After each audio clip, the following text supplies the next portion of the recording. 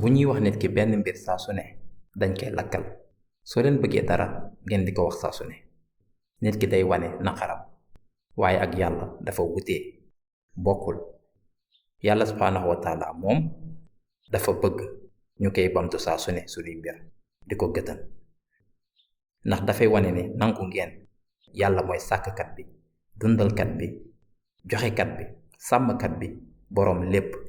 kon soo leen koy ñaan saa su ne yàlla ak moo ko bëgg.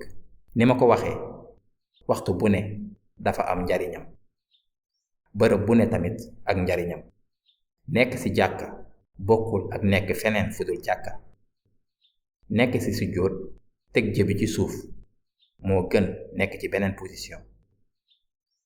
kon boo leen bëggee woo yàlla ak boo leen soxlaa dara fàttaliku leen ngeen jëfandikoo bu baax waxtu bi ak bërëb bi waaye nekkul ni boo leen ko soxlaa rekk ngeen war a ñaan ak jege yàlla. yonent bi sallallahu alayhi wa sallam nee nañu ta'arraf ilallahi fi rafaa'i ya'rifka fi shidda.